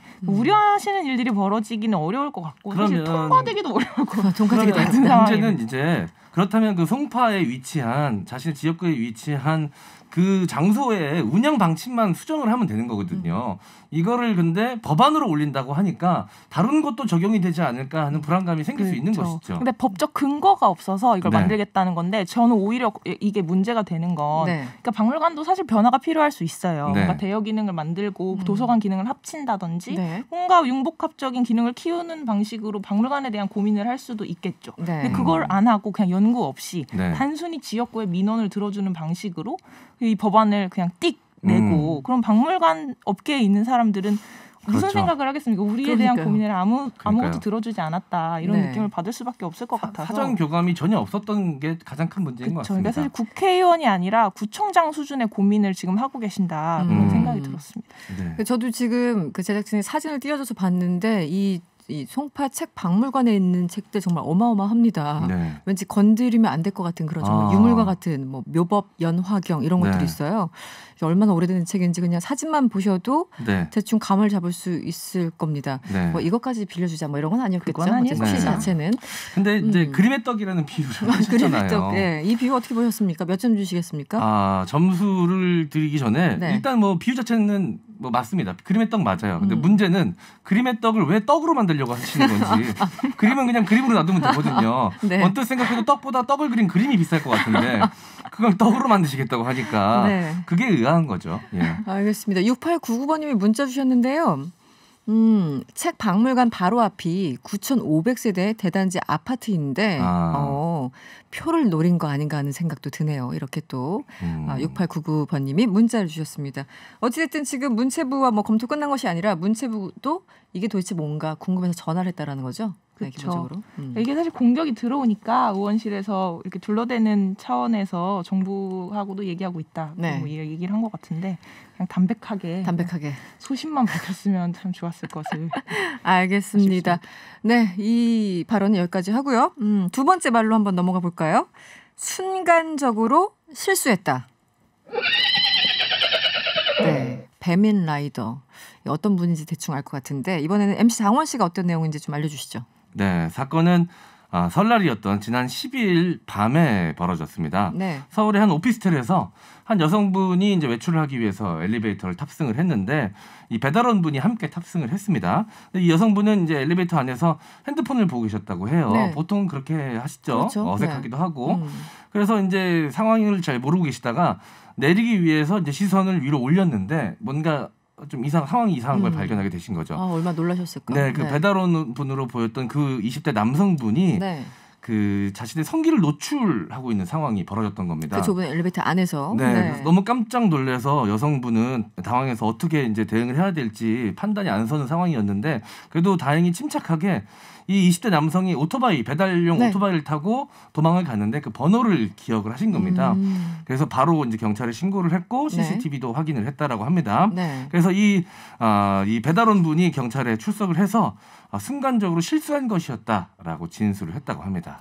그나마 이 오토바이를 확인하고 경찰에 넘겼으니 다행인데 그나저나 엘리베이터에서 자기의 신체 일부를 노출한 건데 순간적으로 실수했다. 일단 이재 기자 이 발언 어떻게 보십니까?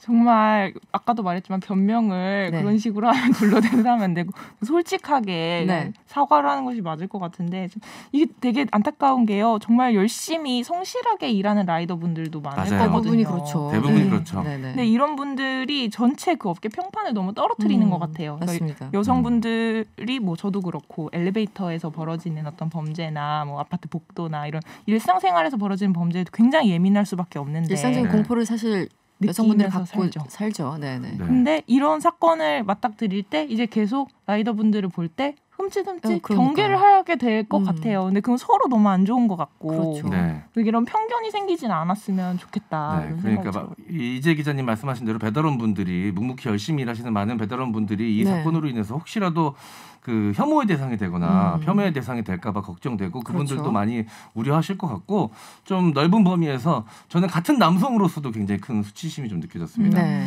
대부분의 남성들 이런 실수하지 않거든요. 이건 실수가 아닌 거 잘못했다라고 얘기해야죠. 이거는 실수했다라고 하면 안 되죠. 미치아 가동도 요즘엔 이런 실수 안 합니다.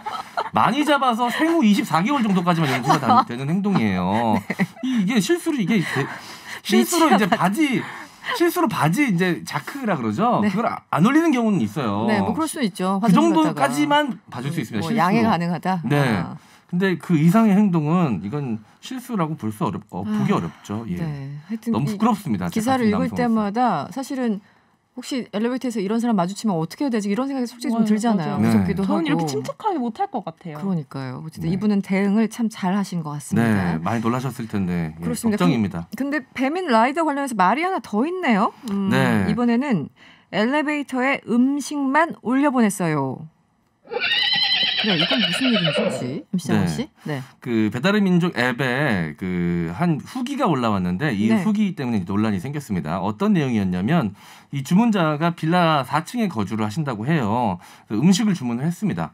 음식이 안 와서 이 배달하시는 분께 전화번호가 알잖아요. 그래서 전화를 드린 거죠. 드렸더니 4층 엘리베이터 앞에 놔뒀다라고 이 배달원 분께서 말씀을 하시는 거예요. 엘리베이터 앞에 놔뒀다. 네. 그래서 이상하다. 보통은 집 앞에 놔두거나 아니면 초인종 누르고 전달하고 가시는데 4층 그 엘리베이터 앞에 갔더니 없는 거예요. 그래서 혹시나 해서 1층으로 가서 1층 엘리베이터 앞도 확인을 했더니 음식이 없는 겁니다.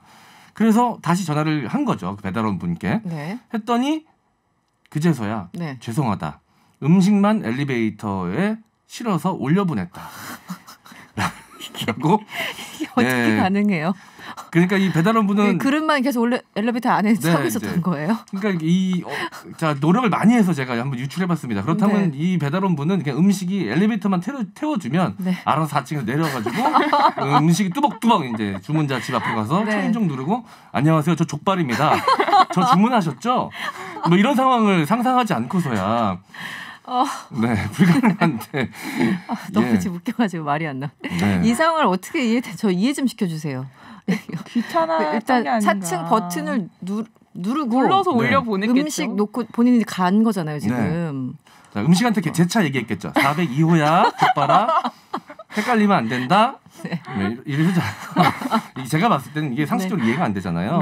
그래서 이제 이 기사에는 더 자세한 내용이 나와 있지 않아서 제가 이제 상상을 해봤는데 이 기사분께서 뭐 어떤 경유로 해서 음식을 좀 유실하거나 좀 파손이 돼서 이걸 어떻게 처리해야 될지 좀 당황하셔서 이런 식으로 좀 말이 안 되는 회피형이네요. 회피형 대응을 하신 게 아닌가라고까지 제가 생각을 해보긴 했습니다. 네, 그렇지 않고서야 이게 이해가 안 되니까요. 안 되죠. 네. 정말 다양한 상상을 하셨네요. 네, 아니 그렇지 않고서야 깊은 고민. 이게 해결이 안 되는 문제거든요. 게다가 배달원 분이 한두 번 배달하신 게 아닐 텐데. 그러니까요.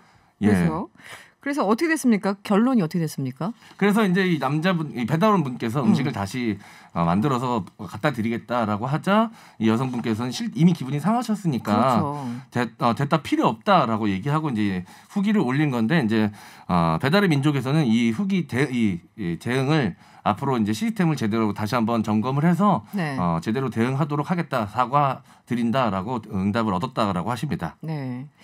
뭐 이 배달 기사분이 음식 다시 해서 보내주겠다고 죄송하지 않은 태도로 말했다 뭐 이런 글도 함께 올라왔나 봅니다. 여러 가지 사건 중에 가장 좀 그 획기적인 상상력을 발휘하는 그런 행동이셨어요. 정말 궁금합니다. 이후에 후속 기사가 나올지 모르겠는데 제 개인적으로라도 좀 취재를 해보고 이재 기자님 이거 좀 취재 더 해주시면 안 될까요? 너무 궁금한 미스테리예요. 정말 미스테리예요. 어떤 상황으로 이렇게까지 행동을 했는지. 저 민주당 기자입니다.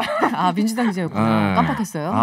아니 기자님 부탁이라도 이 AI 족발도 아니고 이게 어떻게 이게 가능한지 진짜. 그릇이 뚜벅뚜벅 문을 두들기고 알겠습니다. 마지막 말로 넘어가 봐야 되겠네요. 네. 보답은 컵라면으로 좋게요.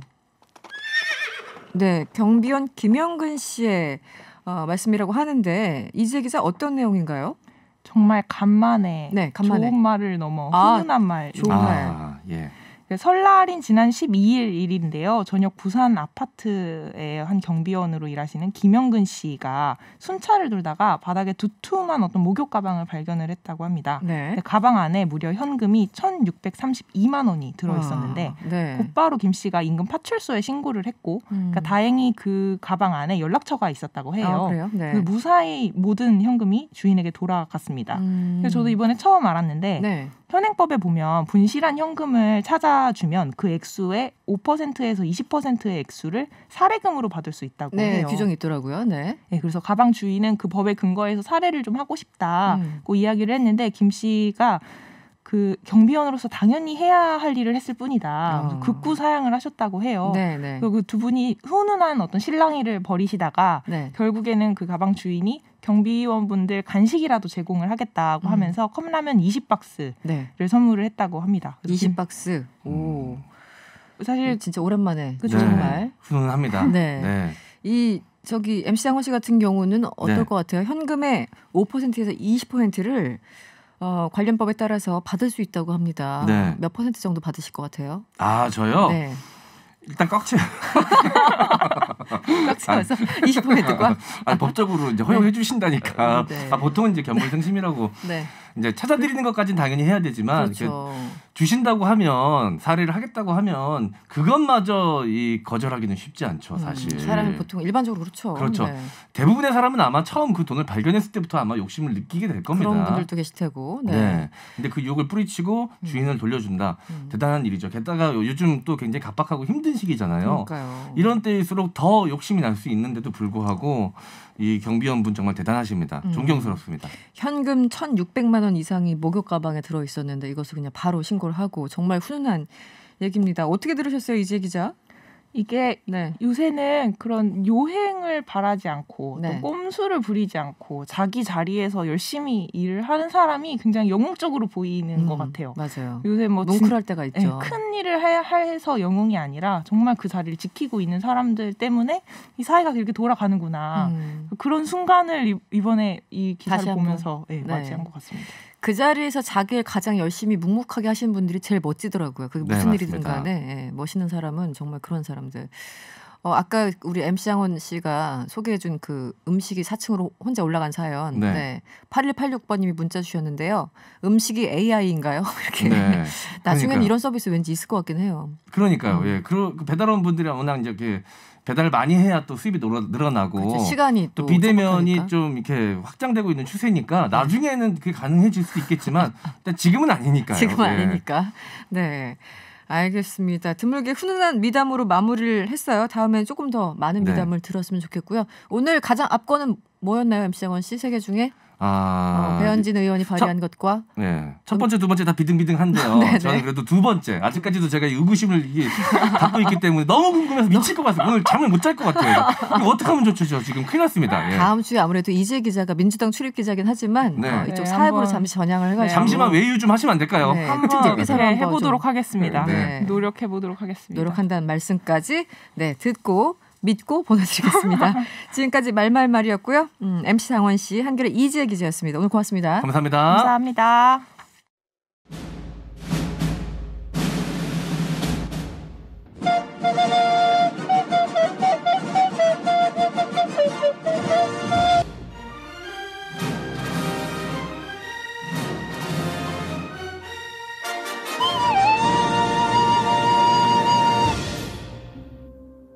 기자 양반 영화 좋아해요? 빠바바밤 빠바바밤 빠라바. 예전에 토요일 영화 겁나게 봤지. 이 음악만 나오면 가슴이 벌렁벌렁 했는데.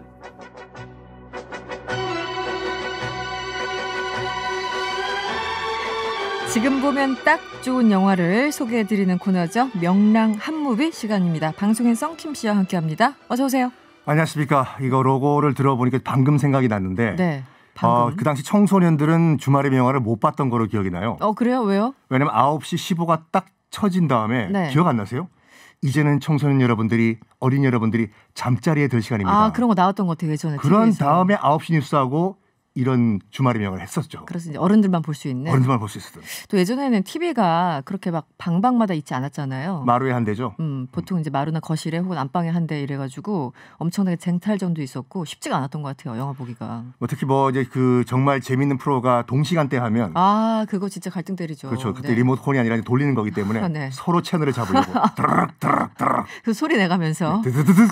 3개밖에 없었어요. 너무 격하게 기억이 나가지고 지금 3개 채널 3개죠. K본부, K1 TV, K2 TV 이렇게. 그때 봤던 영화들이 굉장히 오래 가는 것 같아요. 어렸을 때 보는 책이든 영화든 좀 오래 가긴 하는데 그때 어렵게 봤잖아요. 특히 이제 형제 많으면 서로 싸우면서 본다고요. 그렇죠. 굉장히 오랫동안. 특히 명작 같은 경우에는 우리가 극장에서 볼 기회가 별로 없으니까 특히 이제 TV를 통해서 봤고. 특히 이제 기억에 남는 게 뭐냐면 자막으로 안 보거든. 그때 100% 다 성우 더빙이었지 않습니까? 그랬군요, 맞아요. 특히 이제 빠삐용 같은 게 더스틴 호프만 씨는 이제 배한성 씨가. 네네, 배한성 씨. 이렇게 어디로 더 달려가지고 하는 거냐, 빠삐용. 배한성 씨. 네, 알겠습니다. 목소리가 너무 좋아가지고 그때 제 팬이었어요. 오늘은 어떤 얘기를 나눌 것인가 생각을 해봤는데. 승리호를 가져오셨더라고요. 네, 이 영화가 극장에서 개봉을 하려다가 여러분 포기를 했습니까? 작년부터 이 코로나 때문에 극장에서 개봉을 예정돼 있던 영화들이 미뤄지고 하다가 결국 개봉한 영화도 있었고 이 승리호 같은 경우에도 이제 그 개봉이 연기되고 하다가 극장 그 개봉은 포기를 하고 2월 5일에 그냥 그 OTT죠. 스트리밍 넷플 삐을 통해 가지고 공개가 됐습니다. 많은 분들이 특히 설날 연휴 때 많이 보셨더라고요. 네, 사실 저도 봤어요. 봤는데 봤습니다. 점점. 예. 제가 졸려서 밤에 이제 너무 늦게 틀었거든요. 한 3분의 2까지 보다가 나머지 봐야지 했는데 지금까지 못 보고 있네요. 대부분 다 그렇게 말씀하시더군요.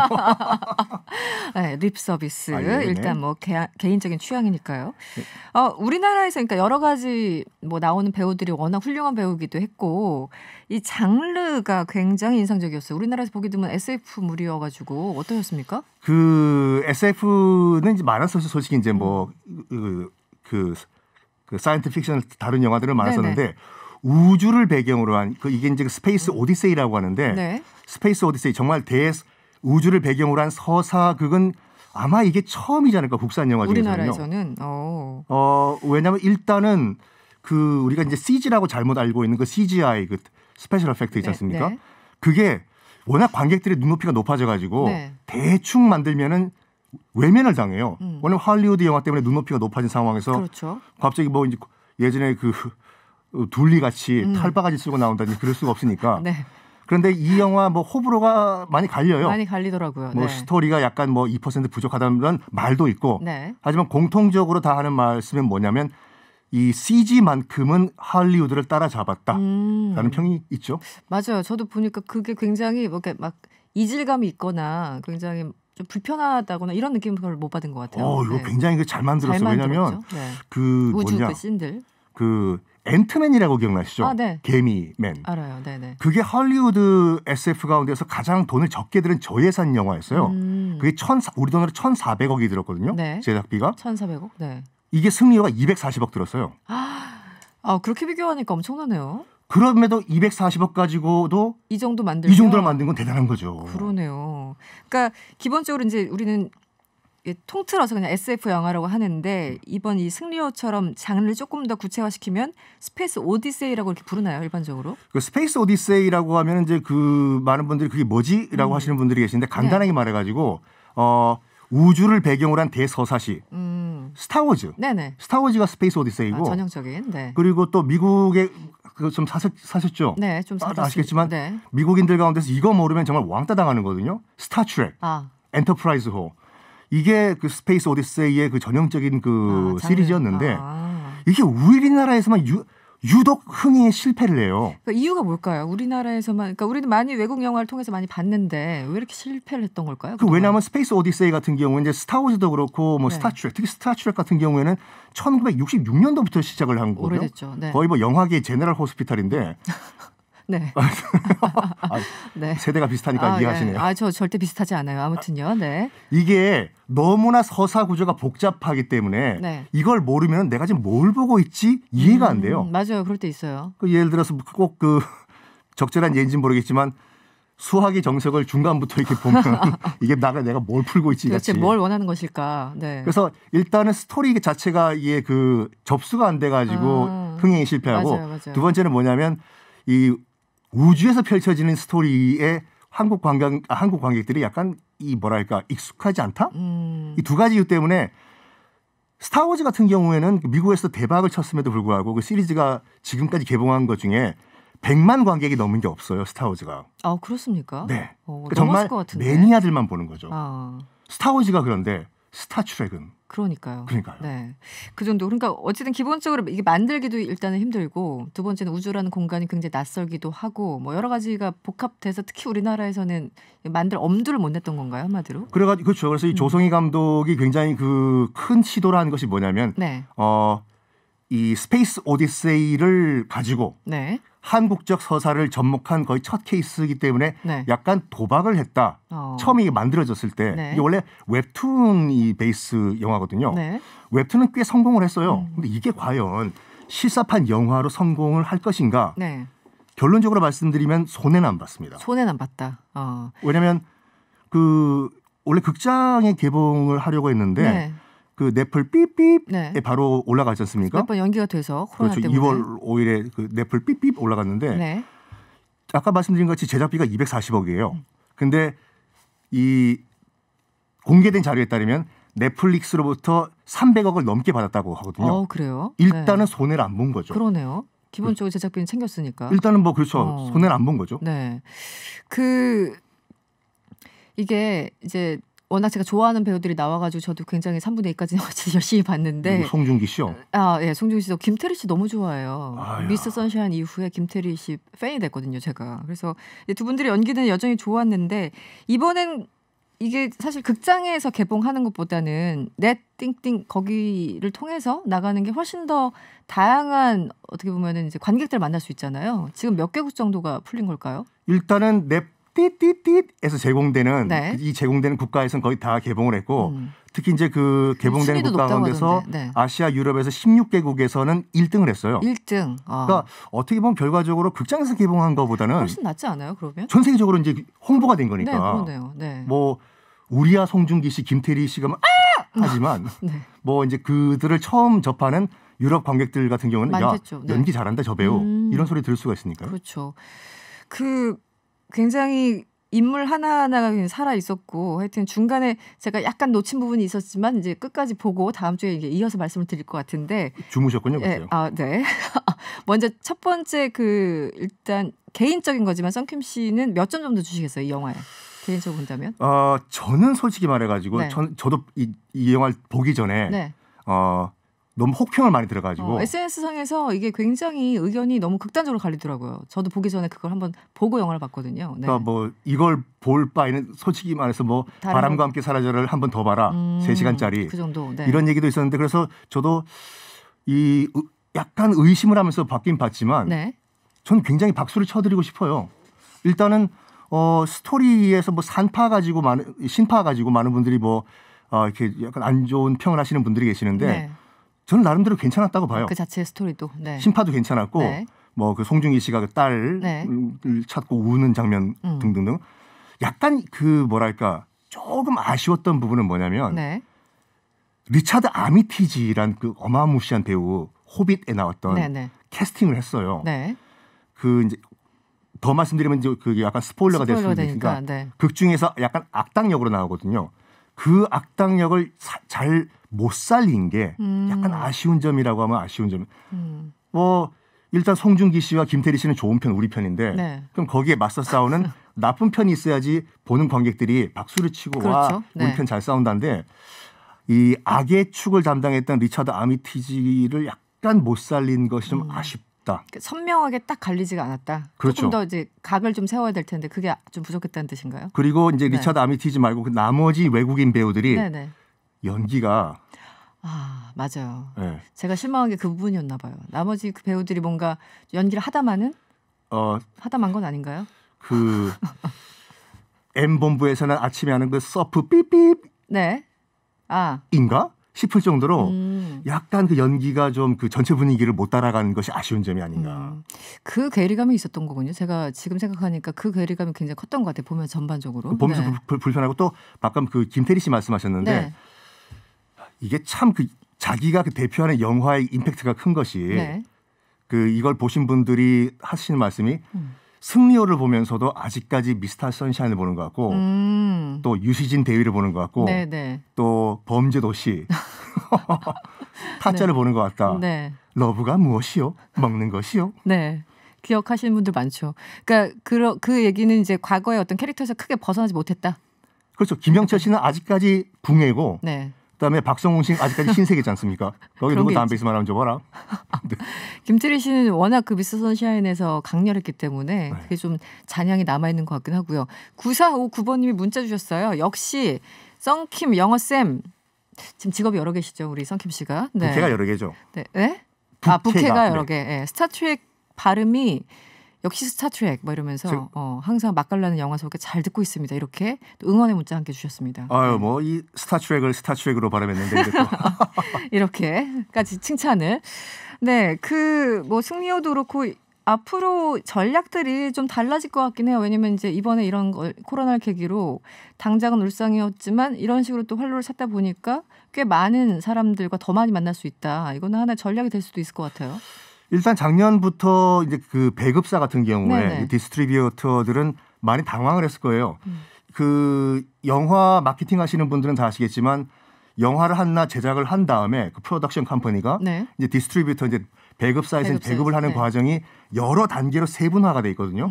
가장 기본적인 것은 일단 영화가 제작된 다음에 극장 체인에 먼저 나가고 극장 체인이 끝난 다음에는 뭐 유료 채널 VOD로 나가고 그런 다음에 무슨 뭐 스트리밍에 나간다든지 TV로 나가고 이런 식으로 가는 스텝 바이 스텝을 가는 것이 이제 윈도우 이펙트라고 하거든요. 창문을 통과한다고 해가지고. 근데 제일 처음 단계, 그 전통적인 제일 처음 단계인 그 극장을 건너뛰어 버린 거지 않습니까? 근데 단계를 뛰어넘어서 디스트리뷰터 배급사의 입장에서 봤을 때는 손해가 아닌 거예요. 그러네요. 지금 당장. 네. 그 대표적인 예가 그 디즈니에서 만든 뮬란 작년에 뮬란. 이것도 그 상당히 논란이 많았죠. 그 유역비가 또 홍콩 시위대에 또 안 좋은 그 코멘트를 해가지고 그 보이콧하자라는 움직임도 있었죠. 그렇죠. 뮬란 같은 경우 당신이 무슨 뭐 중국의 전사냐고 여전사냐고. 뮬란 같은 경우에도 원래 작년 3월에 개봉을 하려고 했거든요. 3월 개봉하려고 했다가 7월로 미뤄지고 8월로 미뤄지다가 결국 작년 9월에 이제 개봉을 했는데 그때 디즈니에서 어떤 전략을 썼냐면은 전 세계적으로 개봉하는 것은 이게 불가능하다. 극장이 문 닫은 데가 있으니까. 그래서 우리나라에는 아직까지 안 들어와 있는 그 OTT의 그 서비스인 그 디즈니 플러스라고 있거든요. 디즈니 플러스가 서비스되는 국가에서는 OTT로 풀고 우리나라에서 극장에서 개봉했었죠. 극장이 있는 국가에서는 극장으로 개봉을 하자. 그래서 이중 구조로, 네. 이중 구조로 그 배급을 했어요. 그러니까 결과적으로 봤을 때 그 작년 9월 개봉한 다음에 바로 한 달 후에 이 손익분기점을 넘어버렸거든요. 그래서 극장 입장에서 봤을 때는 솔직히 그 이익 쉐어가 가장 많이 이제 떼주는 구조가 극장한테 떼주거든요. 네. 나한테 올 몫을 내가 더 챙기는데 극장한테 안 떼주니까. 네, 그렇죠. 그럼 차라리 지금부터라도 그러네요. 아예 극장을 뛰어넘고 바로 OTT로 넘어가는 전략을 취하는 것이 어떨까라고 지금 배급사들이 전략을 바꾸고 있다고 하죠. 그러니까 지난 1년 이 코로나 1년 때문에 사실은 이거 실험해보는 상황이었잖아요. 그런데 굉장히 좀 지금까지 대략적인 성적들은 좀 좋은 것 같고 그러다 보니까 뭐 그 극장에 뜯기느니 극장에 가져가느니 우리가 또 알아서 자체 어떤 활로를 모색하자 이것도 충분히 가능할 것 같아요. 앞으로는 코로나가 이제 가시더라도. 네. 그러니까 그게 이제 그게 전략은 전략인데 네. 그럼 또 극장들은 어떻게 되냐 이거죠. 이제 또 그 나름대로 문제는 또 생기겠군요. 네. 조금 전에 썬킴 씨가 쓰신 표현이 있었는데 제가 스페이스 오디세이를 여쭤봤는데 스페이스 오디세이는 소설과 영화로 나온 작품명이었다고 합니다. 스페이스 오페라가 정확한 표현이죠? 맞습니다. 스페이스 오페라입니다. 스페이스 오페라. 네, 정정해 드리고요. 죄송합니다. 스페이스 오페라가 정확한 표현입니다. 승리 어쨌든 보신 분들 계시고 보다 마신 분도 계시고 못 보신 분도 계시고 여러 가지 상황일 텐데 뭐 다시 한번 보시는 것도 뭐 나쁘지 않을 것 같습니다. 네. 뭐 일단은 러닝 타임도 그렇게 길지가 않고 네네. 일단 뭐 넷플 삐삐의 회원으로 가입하신 분들 같은 경우에는 네. 뭐 전체적으로 무료로 보실 수가 있으니까 한번 보셔도 나쁘지 않은 영화인 것 같습니다. 알겠습니다. 명랑 한 무비 오늘 여기서 마무리하겠습니다. 지금까지 방송 썬킴 씨와 함께했습니다. 고맙습니다. 감사합니다. 네, 명랑 시사는 오늘 준비한 내용이 여기까지입니다. 내일 저녁 6시 10분에 찾아오겠습니다. 편안한 저녁 되시고요. 지금까지 이승원이었습니다.